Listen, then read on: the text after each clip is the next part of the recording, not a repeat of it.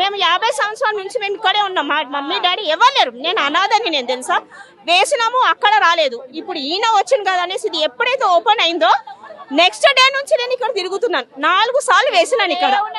4 సార్లు వేస్తే ఇప్పుడు నాకు ఫోన్ నెంబర్ L2లో వచ్చింది.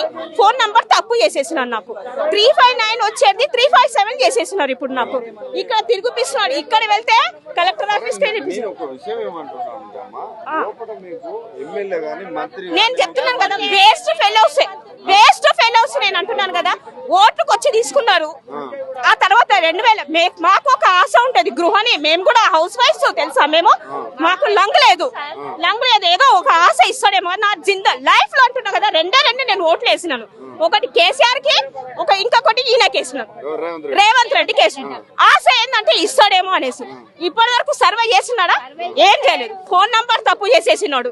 2500 ఇస్తా అన్నాడు, అది ఇవ్వలేదు. గ్యాస్ వచ్చింది 2 నెలలు వేసిండు, 3 నెలలు బంద్ అయిపోయింది. కరెంట్ బిల్ మాకు దగ్గర ఏం లేదు, టీవీ లేదు, ఫ్రిడ్జ్ లేదు, ఏం లేదు. ఆంధ్ర వాళ్ళు వచ్చినారు, పెద్ద పెద్ద హాస్పిటల్లో పనిచేసినారు. దానికి కొల్లులో వచ్చింది, మళ్ళీ L2లో కూడా వచ్చింది. ఇప్పుడు ఎంక్వైరీ చేయరా? ఆధార్ కార్డు తెలిస్తే ప్యాన్ కార్డు వస్తుంది, బ్యాంకులలో వస్తుంది. ఏమొచ్చింది చెప్పండి బ్యాంకులలో?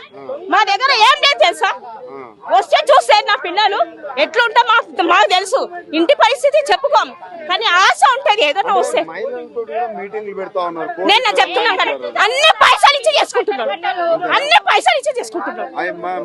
ఏం లేదు. నేను అంటున్నా కదా, నాకు ఒక లంగు లేదు.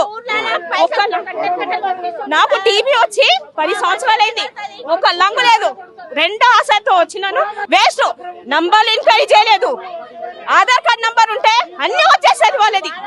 ఏమొచ్చిందండి? ఇల్లు వచ్చిన ఏం మార్పు లేదు, నయా పైసా లేదు. కమ్సే కమ్ కేసీఆర్ కొంచెంలో తప్పైపోయింది. ఆయన ప్రతి ఒక్క ఆడవాళ్ళు తెలుసుకుంటారు తెలుసా. 2500 రాలేదు. ఎక్కడ వచ్చింది? ఇంట్లో మేము ఎట్లా బతుకుంటున్నాం మాకు తెలుసు. వచ్చిందా తెలుసా?